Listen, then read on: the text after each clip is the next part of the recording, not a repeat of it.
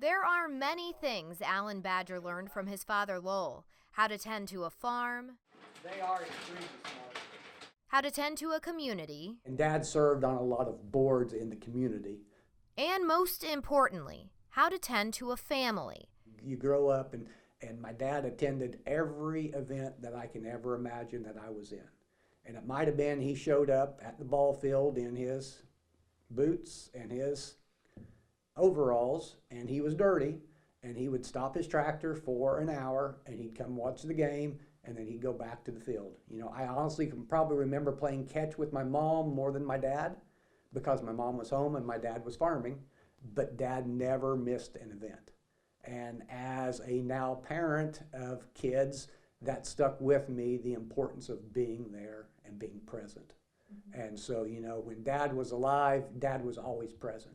And you don't have to talk to Lowell's own kin to understand the type of person he was. I knew Lowell Badger for many, many years. In fact, our families go back generationally. And Lowell Badger was just a individual in our community that had an impeccable character, and he was just one of the guys that would probably just give you the shirt off his back. Lowell's impeccable character made what happened in December 2012 that much more unsettling. It's a day that clearly there are things that I will never unsee. On the morning of December 8th, 2012, Alan and his wife visited his father's home. We ran over to drop a trailer off at the house. We were getting ready to go to the funeral of a good friend's mother, and just going to drop the trailer off. And we got there, and my wife was going to take some pictures in, and she said, "Hey, you know, I can't get in the house." And that was really strange for 9 o'clock in the morning. And so, you know, it just one thing led to another, and you just don't ever foresee yourself walking into a situation like that and experiencing that.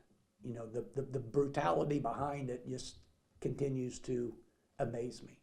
Lowell Badger had been murdered in his rural Sullivan County home, a brutal act that immediately affected the entire community. It just devastated people, and it really scared people, you know, because he, you know, it was out in the country, and so people were like, well, you know, this could happen, you know, anywhere. If it happened here, it could happen anywhere.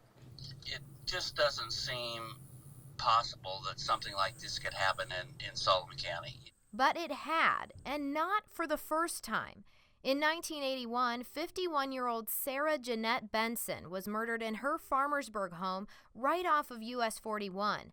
During that time, Sullivan County was seeing a boom in business. The retail market in December, the merchants felt like that they did really well, you know, for Christmas. So retail-wise, Sullivan was doing really well. And of course, you know, we still had the farming and the grain companies, things like that. And of course, Hoosier Energy wasn't that old at the time. And of course, we still had coal mining in that, you know, that time period too was really booming at that time.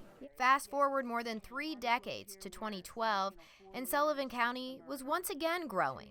The city of Sullivan was trying to get an annexation, and there was a lot of people opposed to that. So that was going on. County historian and genealogist Donna Adams says the rural community feeling has stayed true over the years. So we have the laid-back families. I feel athletics are very important, and of course academics is very important. So a lot of our students are in this area, and families are all connected that way. And the community is now connected in its tragic past, with Sarah Benson's murder and then Lowell Badger's leaving their mark on the county. We're not a high crime rate like some areas, you know, but it does stain our community in a way, it does. A stain that remains as long as the murders go unsolved. From the very beginning of the Badger investigation, the Sullivan County Sheriff's Office brought Indiana State Police onto the case. Initially, they were combing the area using ATVs.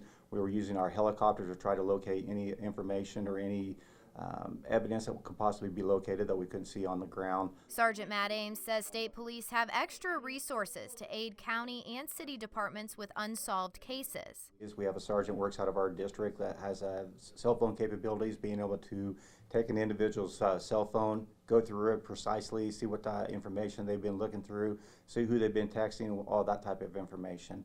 We continue to make great leaps and bounds with our DNA analysis in Indianapolis. While Sarah Benson's murder is now considered a cold case, Badger's has yet to go cold in more than 8 years. Cold cases are like, once it hits the 5-year level, then it becomes a cold case.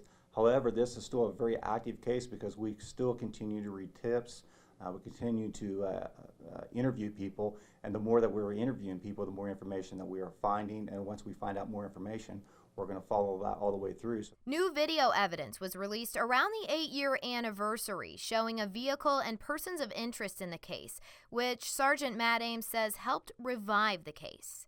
It does rejuvenate it because we had over 25,000 hits on our Facebook account that people went and watched that, and we have talked to people who those vehicles did belong to, and we've eliminated some of those people, and we could still continue to investigate some of the other vehicles that were located in that footage that was brought out. Overall, Sergeant Ames says there have been more than 250 tips and more than 150 interviews conducted in the Badger investigation, and detectives take their search for answers very seriously. We still believe that someone in the community here in Sullivan County knows what happened that evening. We have one opportunity to get that individual charged and get them prosecuted, or otherwise it could fall into what's called double jeopardy, where if they comes up later at a date, then we let them off because we made a malfunction or something didn't work out correctly. A point that Allen echoes. While we want somebody to be held responsible, we want to make sure it's the right person.